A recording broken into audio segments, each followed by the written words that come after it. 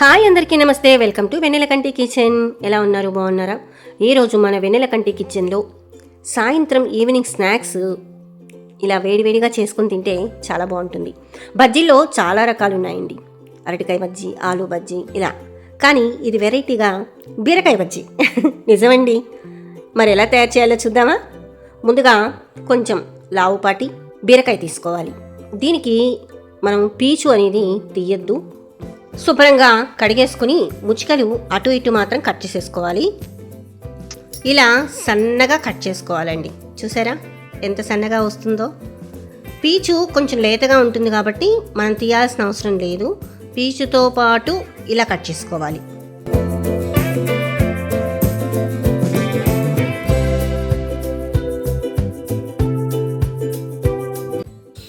ఇప్పుడు ఇలా సన్నగా తరిగిన వాటిని ఒక బౌల్లో వేసేసుకుందాం.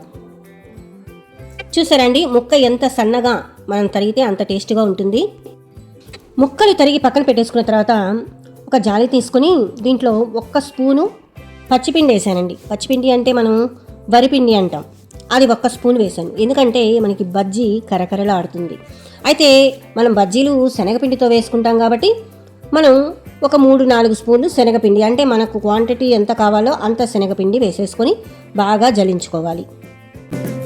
పురుగులు అవి పడతాయి కదండి, అందుకే మనము ఒకసారి జల్లించుకుంటే బాగుంటుంది. ఇలా జల్లించుకొని పక్కన పెట్టేసుకోవాలి.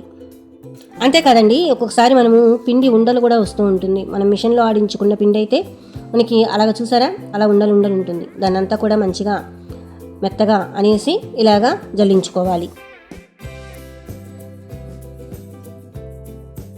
ఇప్పుడు ఈ పిండిలో కొంచెం వాము వేయాలి. వాము, తగినంత సాల్ట్, అలాగే కొంచెం కారం. కారం ఎక్కువ తినేవాళ్ళు ఎక్కువ వేసుకుంటారు, తక్కువ తినేవాళ్ళు అంటే మీ టేస్ట్ని బట్టి మీరు వేసుకోండి. ఇక్కడ 1 చిటికెడు పసుపు కూడా వేస్తున్నాను. ఒకే 1 చిటికెడు, ఎక్కువ వేయకండి. ఎందుకంటే కలర్ కొంచెం డిఫరెంట్గా అనిపిస్తూ ఉంటుంది, బాగుంటుంది టేస్ట్గా. అలాగే 1 చిటిక ఇంగువ కూడా వేస్తున్నాను. ఇంగువ వేస్తే టేస్ట్ బాగుంటుంది.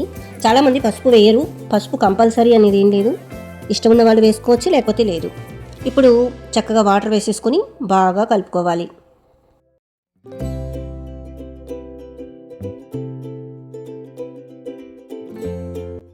బజ్జీలు టేస్ట్గా క్రిస్పీగా రావాలి అంటే పిండి కలిపే దాంట్లోనే ఉంటుందండి. మరీ గట్టిగా తడుపుకోకూడదు, అలాగని మరీ పలుచగా తడుపుకోకూడదు. ఇలాగ రావాలన్నమాట పిండి.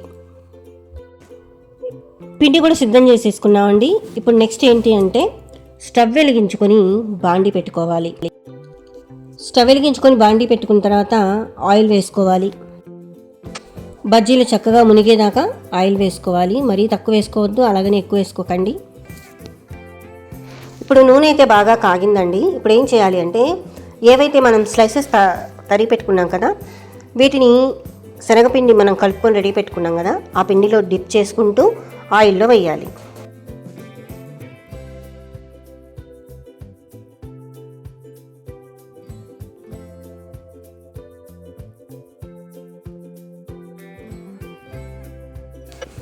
ఇలా చక్కగా అన్ని బజ్జీలు వేసేసుకొని సన్న సెమ మీద, మరీ హై పెడితే మాడిపోతాయండి, అలా కాకుండా సన్న సెమ మీద వేయించండి.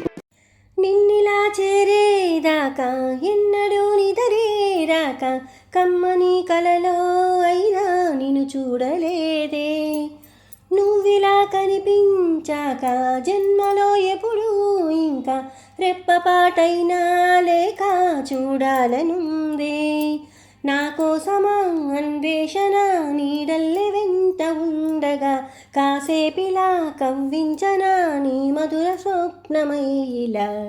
కలలో కాదండి, నిజంగానే ఈ బీరకాయ బజ్జీ మీ గురించే చేశాను. ఇంకెందుకు ఆలస్యం, వెన్నెలకంటి కిచెన్ సబ్స్క్రైబ్ చేసుకొని వారు సబ్స్క్రైబ్ చేసుకోండి. వేడివేడిగా ఇలా వెరైటీగా బీరకాయ బజ్జీలు వేసుకొని తినేసేయండి. ఇక మీ అమూల్యమైనటువంటి సలహాలు సూచనలు కామెంట్ బాక్స్లో తెలియచేయండి. మరి చూశారు కదా, మరొక వీడియోతో మళ్ళీ కలుస్తా. బాయ్.